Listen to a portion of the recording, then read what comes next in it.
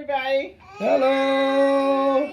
My name is Sheila Wigley, and I want to talk to you today about Kenyan culture.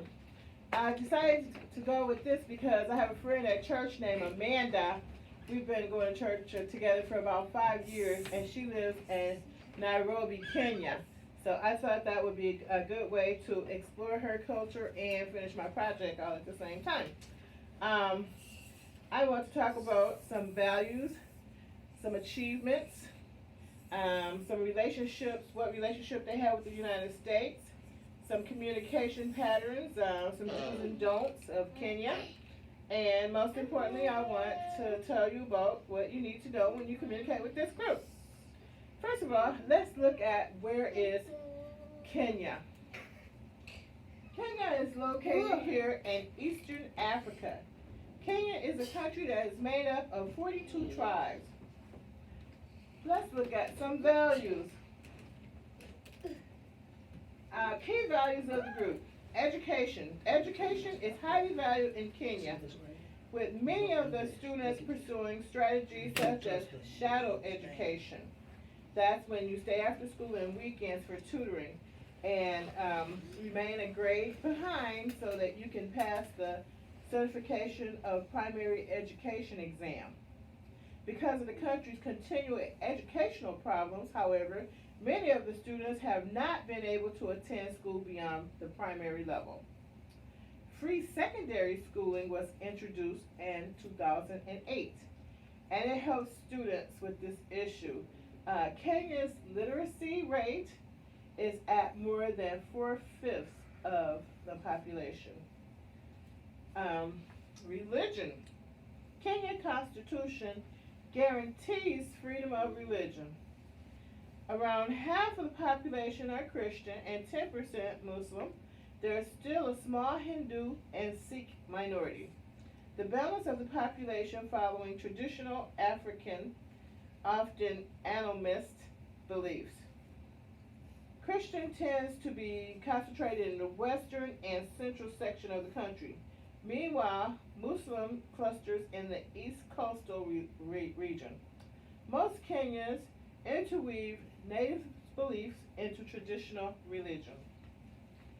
Family. The extended family is the basis of the cultural structure. It includes relatives on both sides, as well as close friends.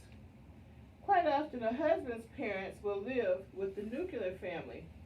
When they get older and can no longer care for themselves, when people marry, they join the families so that there will always be a group to turn to in times of need.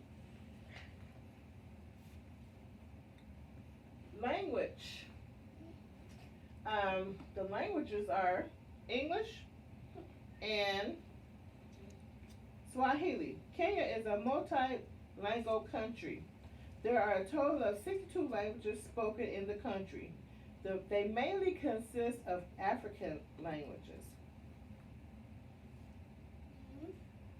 Some do's and don'ts and taboos of Kenya when you visit.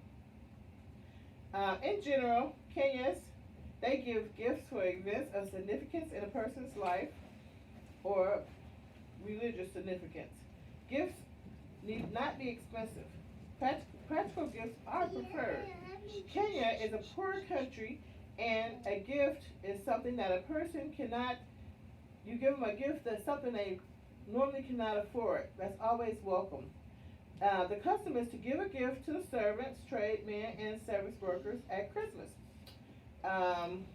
If invited to a dinner in a Kenyan's home, please bring flowers, pastries, sweets for the hostess. In other rural areas, gifts of sugar and tea are quite common.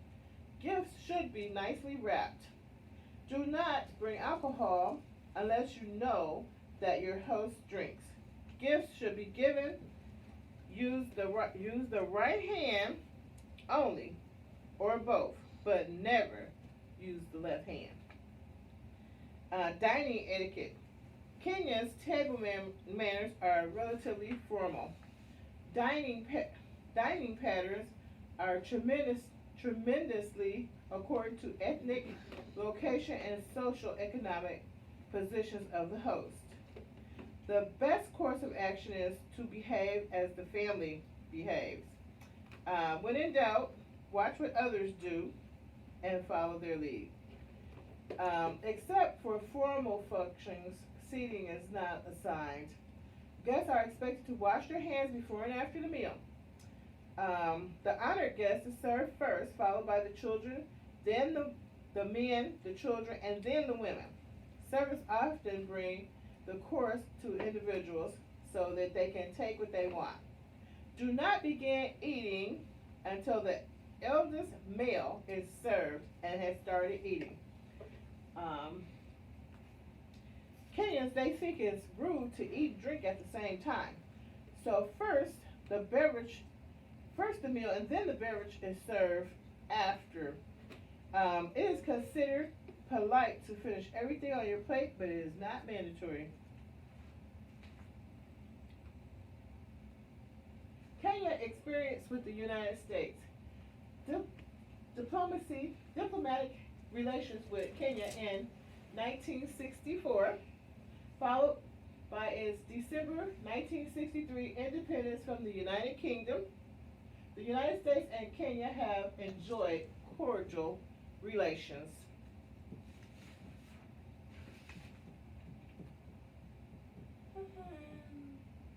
Achievement. For many years, Kenya has always taken the top podium finishes in the Olympics and in marathons. This is one fact about Kenya that makes Kenyans so proud to be identified with the running nation. This glory was first achieved in 1968 when they won the Olympics in Mexico. Kenya has always fought to retain this glory and has not disappointed. In conclusion, I would like to say that I have found out that halfway around the world that Kenya is not much different from the United States. Kenyans are giving, hospitable, educated. They have good relationships with the U.S., and it would be a wonderful place to visit someday. Thanks. Any questions? Over. Y'all did y'all part. When you said